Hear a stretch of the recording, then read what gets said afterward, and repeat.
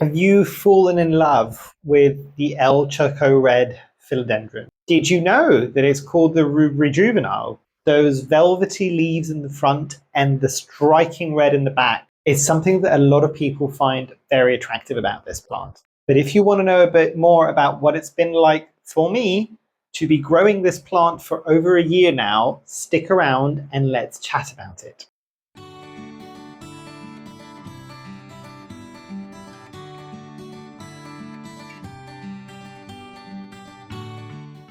Hi, my name is Memo, this is my channel, Houseplantygoodness, and essentially it's a place where I like to geek out about my big passion. You might be able to see some of it behind me, it's tropical houseplants. So the star of the show today will be, and you can see the backs of the foliage there, the red, oh wow, is the Philodendron El Choco Red. And I will take off the predatory insects just for this video so we can see it a bit better. So the people that have been here for a while will also know that this was from a purchase that I did with Ecuagenera this time last year, and I will link a video of me unboxing it there. So if you want to see that first, by all means, please do.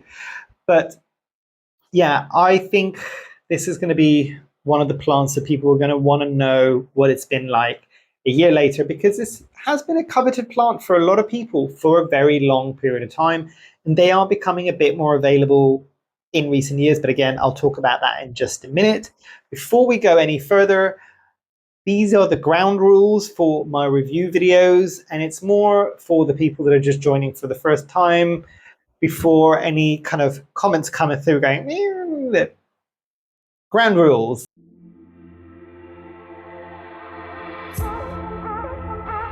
But coming into background on this plant, and I will show you a picture here of what this plant was like when I first got it from that Ecuagenera unboxing, and I will also add an image of what the roots looked like. I also was aware with this plant when I was first getting it that the roots, and it not the roots, but generally this isn't a plant that, from what I have heard and in my experience now, ships particularly well. So based on that, and based on what everybody else was saying, and based on my experiences, do I agree? Yes, it ships like rubbish, basically. But the other thing that people do say about this plant, and a lot of people were very fast to tell me when I first got it and it was struggling, giving you some of the background here, is that it will bounce back relatively quickly if you put it in something like a propagation box, and it will bounce back and come back. And the reality was with this plant, after losing all of its roots, and it was bringing out a new leaf, which I'm trying to see if it's still here. No, that leaf is gone basically, but I think it's this one. This one was the next one. It was a very small leaf that came out, but it just had the emerging leaf. It lost all of its mature leaves, and I put that in the propagation box. You might be able to see that original cutting. That would have been where the roots originally were. And it rooted out beautifully, relatively fast actually, and it started pushing out new foliage quite quickly after that. So there is something to be said about the fact that it might not ship particularly well, but it does bounce back relatively easily. Now, other than that kind of experience in the beginning where I had to basically start from scratch from this plant, and keep in mind, this is almost a year, and again, in full transparency, almost a year. The video will have it as a year, but we're about 10 to 20 days off from when I actually got the purchase coming in, but for all intents and purposes, it's been a year now, basically. This is not bad, considering it lost most of its foliage when it arrived to me. 1, 2, 3, 4, 5 new leaves since it came out of the propagation box, which is probably, I would say May, and we're now in October. So that's not bad. But overall, this was a plant that I was quite happy to find. Was this a plant that I was in desperate, dire need to own? No. But because I was doing an order from Ecuagenera for plants that I desperately wanted, I was just like, well, if I'm here, I might as well put this in the basket and see what the fuss is all about. Not expecting great things from this plant because I'm just like, well, it's got like velvety front leaves and they're kind of darkish, and it's got the red and the back of the foliage, which is very similar to the verrucosum, and my verrucosum experience is... So I'm just like, oh, is this going to give me anything else other than that? But I got it anyway, just to see what my experiences would be with this specific plant. I also found it really interesting, and that's why I mentioned the rubrijuvenile in the very beginning, because I'm kind of old school and I was still around when this first kind of started becoming something that people were aware of as a plant, and it was always called El Choco Red to me and to, I think, to most other people. But obviously it's got a botanical name and it's not El Choco Red. So rubrijuvenile, if you find a plant that is called Philodendron rubrijuvenile and it doesn't have the El Choco Red attached to it, it's pretty much the same plant.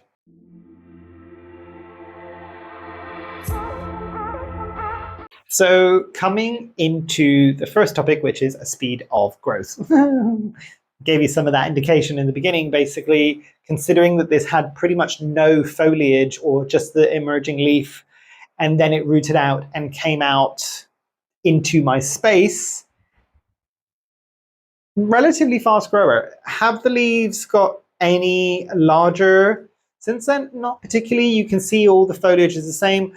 I am currently growing it more or less as a crawler. I don't think it is. I think it's a climber, but it's got to the end of the pot here. So tell me down below how everybody else is growing it. If you're growing it as a crawler, let me know. If you're growing it as a climber, and it is a climber, and you're finding that it's sizing up as it goes, let me know, and I will probably attach a plank or something here so it can start climbing upwards, basically, and maybe get some larger foliage.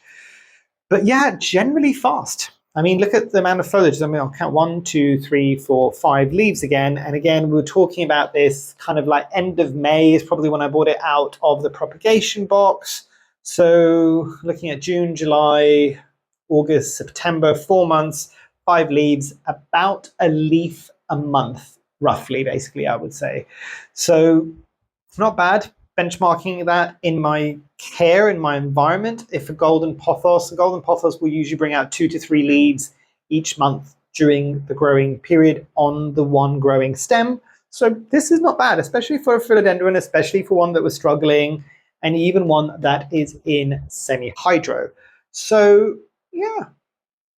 Is it the fastest philodendron that I own? No. Is it the slowest philodendron that I own? Also no. So kind of an average growing philodendron, and it does okay. It does really well.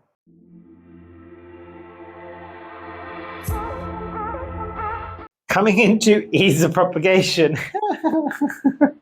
I will go my experience from the root rot basically onwards.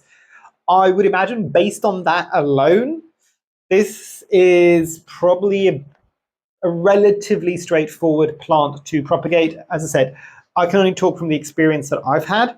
So no roots, possibly one leaf at the very top. There was some root rot that was happening here and possibly some that went into the stem itself. There is also another node that is kind of got a bud on it, so it could activate if I really wanted it to. But relatively straightforward. In a propagation box with a grow light on top of it, damp sphagnum moss. It rooted relatively quickly as well, to the point that I was surprised. I've been rooting plants like that, propagating plants like that, for a good few years now, and I know roughly how long they take. This took half the time of everything else to kind of get going. And I know there was more of a stem to it, that might have been it, but I've not had the experience of chopping this and propagating it directly from a leaf and a node. So I won't be able to tell you that, but based on the root rot situation, because essentially I wasn't going from just a wet stick, but it wasn't also like a one leaf cutting, basically, really, because it was still the emerging leaf. I'd lost the mature leaf. Relatively straightforward and relatively easily, I would say. It kind of did its thing in the middle of the winter as well. I mean, it was getting the decent light from the propagation box, but relatively fine, like fast, I would say, actually.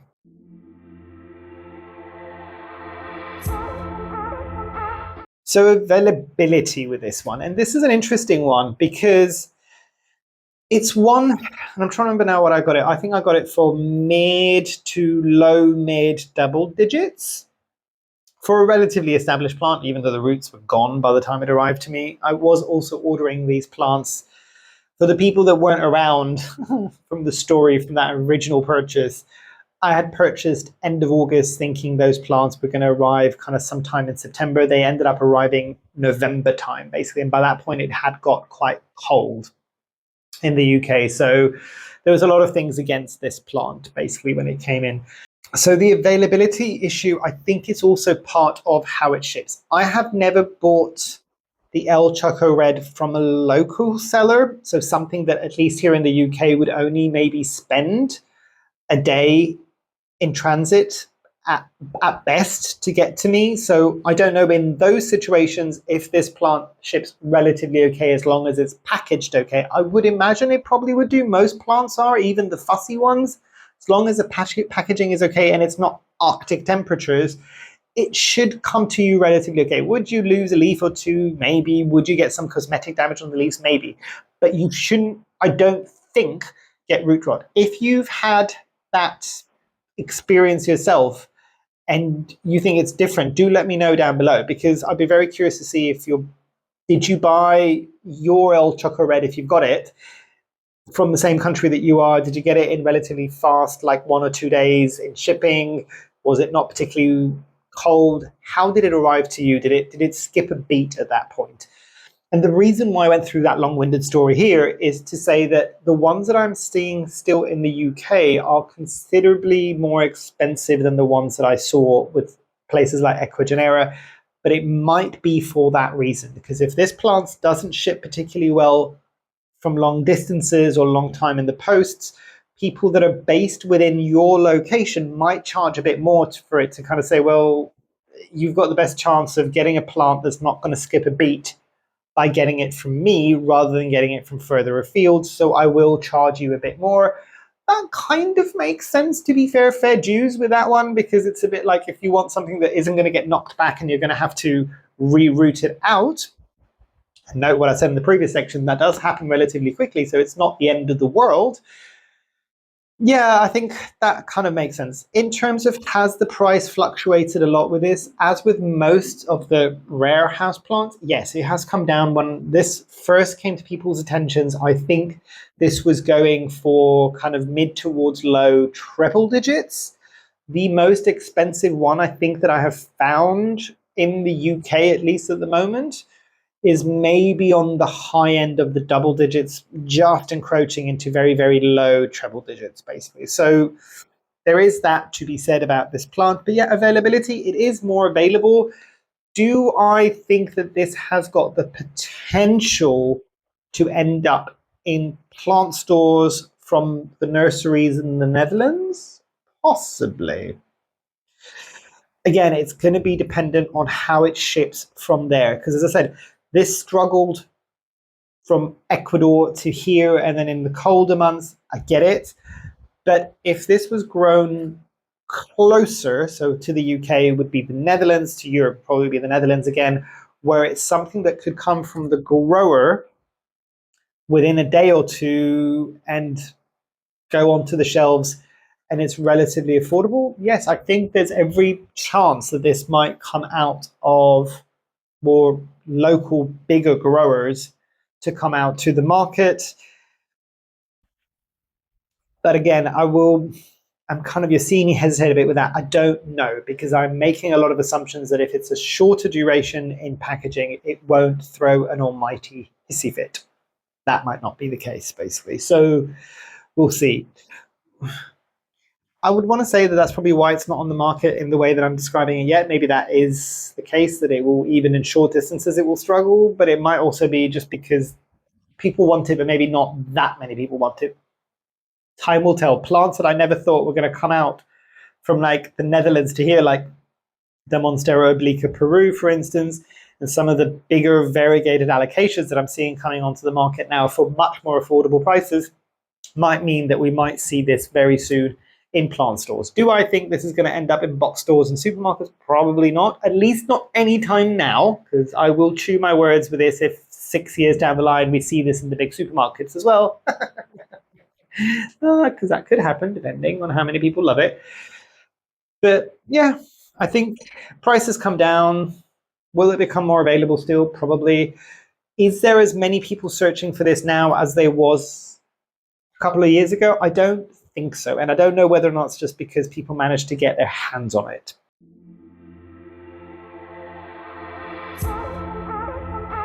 But coming into pests, and let me see if there's any currently on this, because there's usually some.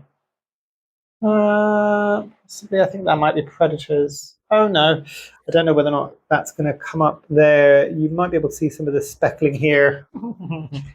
Spider mites, velvet leaves.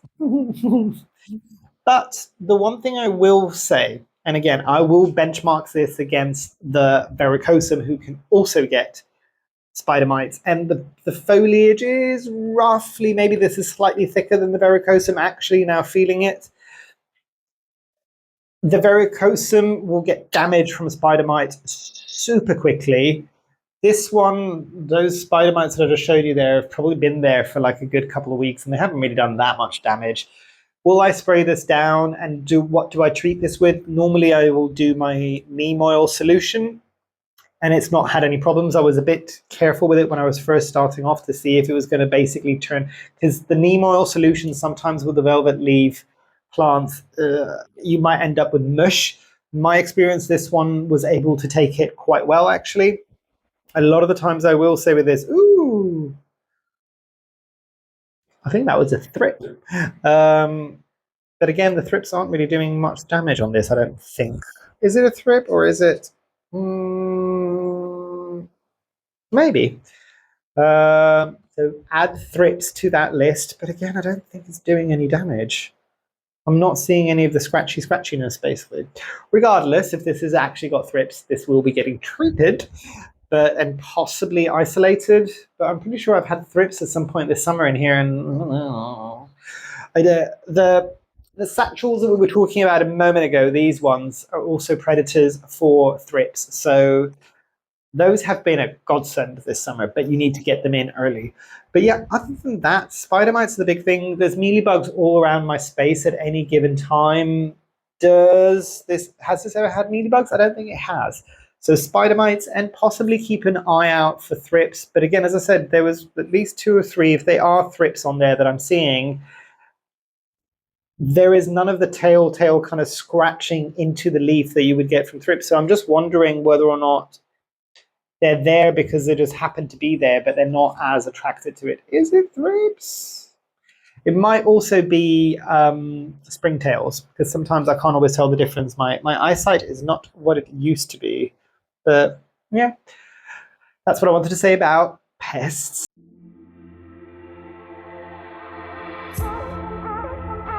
So coming into accessories and care, and you might be able to see with this one, this is one of the few philodendrons that I got from Ecuagenera, that because I'd kind of propagated it into sphagnum moss, and I was very disheartened when it did the thing that it did, which was pretty much lose most of its roots when it first came to me, that I was just sitting there going, oh, if it dies, it dies. Let's see what happens. I'll just put it into the coarse semi-hydro mix from Soil Ninja, and it's done really well. It's done really, really well. I'm trying to see if you might be able to see. There's a bit of algae. You can maybe see if I hide my face. I don't know whether or not it's going to focus some of the roots. You might be able to see some of them coming out at the bottom.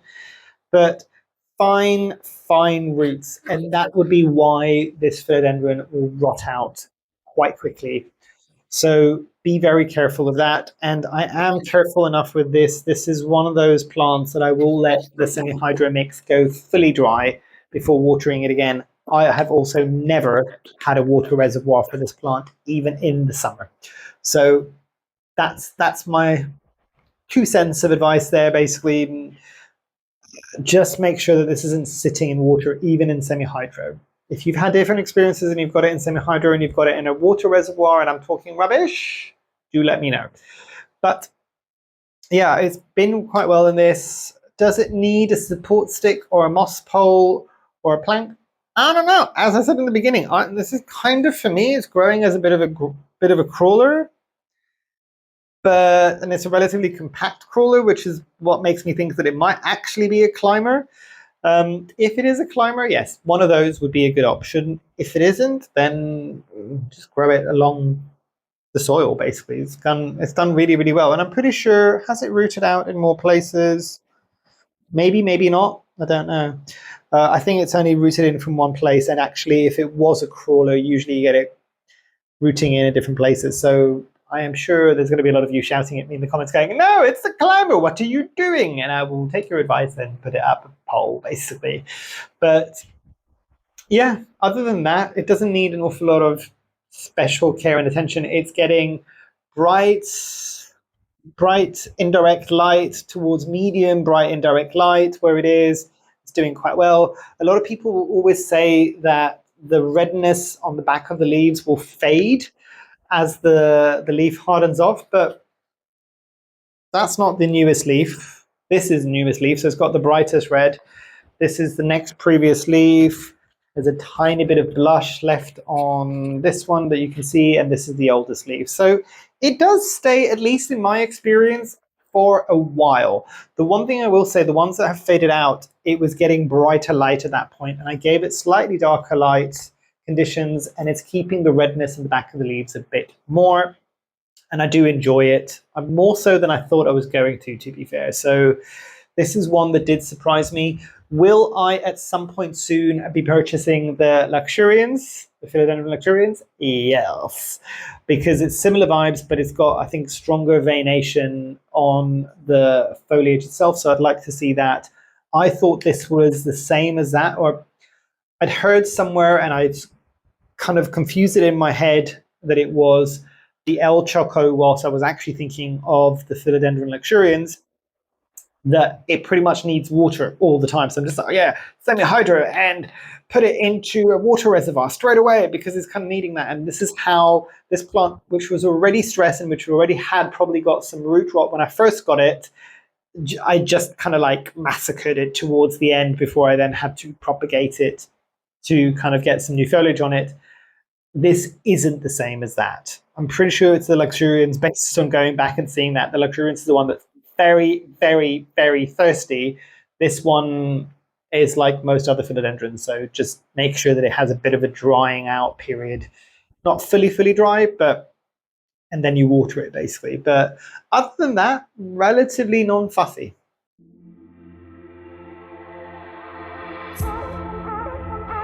Coming into final thoughts, and I've put the plant down because I've been holding things with like semi-hydro mixers for a while now. My hands are getting tired. But okay, so as I usually do with my final thoughts, let's start with the first question that I asked myself, which is, knowing what I know now, if I didn't have this plant, would I purchase this plant? Yes. It's not a definite yes, but it's a yes. I have enjoyed growing this probably more than I thought I was going to. As I mentioned at the beginning, it wasn't a plant that I was desperate to get. Am I glad I got to experience this plant? Yes. Would I want to have this if I didn't own this? Yes. Would I replace it if it died off? Also yes, which probably tells you something. So it's kept my interest. To be fair, I was a bit worried that it was going to lose the reddening on the back of the leaves too soon based on the first couple of leaves that I was seeing, and I'm just like, oh, I don't get it now, because it kind of goes a bit blushy at the back. Was it a glorified Philodendron verrucosum? No, this is better, I think, in my experience. It doesn't have the fuzzy petioles, which I did like about verrucosum, but never again. And I have heard all of you from, I think it was my plant roast video, who said that there's other forms of the verrucosum other than the Iceni one that I had. And have I tried them? The answer is no. Would I want to try them? I don't know if I want to go through the whole thing again, just on the off chance that it isn't and it's just slightly better. But I'll take your word for it that there might be better versions of the verrucosum other than the ones that I got back when I got it. But sorry, back to this. And pointing down because it's where it is now. Yeah, It's more, for me at least. So it's giving that velvetiness. If you're really into that, it's definitely got the red backs, and are they sexy? Yes. But I would always say exercise caution when it comes to purchasing it. I don't know if I want to be as extreme and say assume that you're going to have to essentially rehab the plant as soon as you get it. But based on my experience and based on what I've seen from a few other people, I would say that's probably going to be the case. You might just have to rehab that plant, and that's going to be the only way that you get it in your care. But I find a lot of the times that you end up falling in love with those plants even more because you've had a very strong hand in getting them to be happy and healthy for you. So there is that to be said.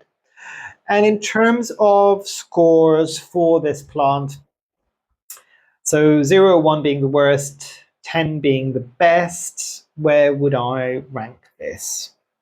A solid 7, I would say. It's not an 8. 6 to a 7. It's a good plant. It's a stable plant. It's got a lot of things that people might be looking for, those kind of velvety leaves, the red behind the leaves. And to be fair, if you get it and it doesn't throw a hissy fit after it's kind of come to you through shipping, or it just kind of just keeps on doing its thing, probably would be a higher score for you, I would imagine. I don't know what this plant would be like if it wasn't in my conservatory. So obviously there's relatively high levels of humidity in here most of the year, but this is also done well in the colder months in here as well. When the temperature does drop a bit, it didn't skip too much of a beat. It's a kind of consistent grower. It's an easy-ish philodendron, dare I say. So yeah, it's a solid 7, I would say, for this one. But yeah, tell me if you agree with my score on this. If it differs, do let me know how. Are you thinking about getting this? Has my video kind of confirmed what you thought? Has it changed your opinion? Do let me know in the comments down below. I love having these conversations with you all because it's endlessly fascinating, and some of the knowledge that love my YouTube peeps so much because a lot of you have got such depth of knowledge when it comes to like botany, basically, that it blows my mind every time. So yes, do let me know down below and let's have that conversation. But yeah, hopefully you've enjoyed. Hopefully I shall see you here soon. And I truly, truly hope that you have a great rest of your day. Thanks. Bye.